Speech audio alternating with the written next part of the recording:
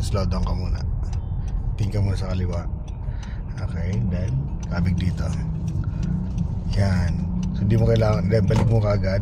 Pag bago dumiretso, kailangan may balik mo na kagad yung manibela mo. May react mo na kagad. Kasi minsan napapansin ko parang nag-i-stuck pa yung kamay mo. Hinihintay yung pa na tumuwid yung sakyan mo. Oo, ganun yung ginagawa ko. So kailangan mag-advance ka na kagad ng konti. No, advance mo na kagad. Di pwede yung hintay mong tumuwid siya bago banata ng diretsong dalawa kagad. Maganda yung binabalik mo na agad siya. Akala ko hintayin mo. Hindi. Okay. May mga angle din na hindi mo kailangan tapat ng side mirror. Kagaya ng mga kurbada lang. Okay. So, ibang ano yan. Try natin dito. Kaliwa, no? So dyan, ano yan, talagang angle yan. Yung side mirror ang hintay mo dyan. Tingnan mo na sa kanan. Then, copy. Full turn. Saka mo balik mo na. One, dahan-dahan lang. Mamaya pa yung isa pag pumantay na yan. Yes. Yan na. So binabalik mo na yung isa. Bago dumiretso, balik yung isa. Pag pumantay na, saka yung isa pa. Ano? Parang simultaneous ang pamimili ko. Hindi pwedeng babad talaga na parang hintay na ano. Hindi. Mayroon mas maganda yung nag-a-advance na agad ng isa. Ano. Kaya ka napapadikdik doon sa gilid. Kasi hinintay mo nang pumantay.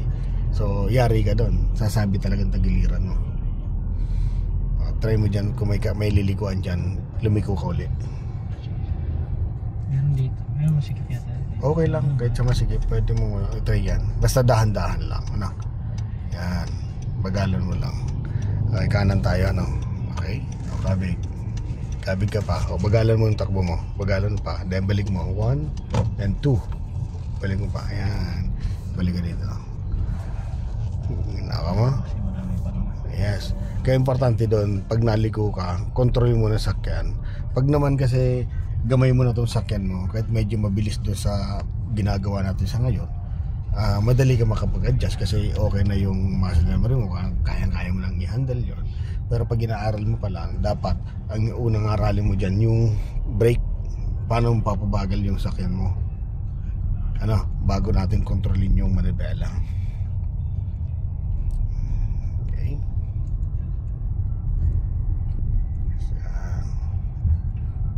Pag lamang dyan, pag medyo malapad dyan, kumuha ka ng konti-konti. Okay, ganun din dito. Ayan o, okay na. Yan, ganun yan. Laging dalawang side titignan mo. Sasanayin mo rin yung sarili mo na itong side mirror yung gawin mong kung nadikit. Huwag mo sanayin na dito ka nakatingin sa hood. Mahirapan ka sa mga sa mga masikip na kalsada pag sa hood ka nakabase, kung sasabit ang hood. So mayroon dyan, ano to? Dead end. Diyan ka punta. 2-point turn na tayo. Akyat, pasok ka muna doon. Ayan, agyan na lang. Tabi ka pa dito. Yes. Diretso na lang natin. Ayan. Practice natin na masikip. Tingnan mo kagad yung side mirror mo dyan kung sasabit. Dito pa lang, tinitingnan mo na kagad yung side mirror mo. I-align mo na kagad na medyo palayo sa kanya. Di ba malayo sa kanya? O, dikit-dikit mo konti. Op, sobrahan ka naman. Nadikit na masyado. Yes. So, ganun, ano? Ganun. So, basta yung pagkabig ng manibela, wag mong ikutin ng sobrang laki ng ikot kaagad. Maganda yung dagdag ka lang na dagdag, bawas. O, yan, isa pa. Paunahin ko man siya. Hindi na, nauna tayo. Ayan. Tingnan mo side mirror mo sasabit. Diba? Dito rin sa kanan, ganun din. So, pag ganun, pwede ako mag-gas konti. Pump ka lang, konti lang. Dadagdag ka lang, konti lang. Saan tayo? Kaliwa, kanan, diretso.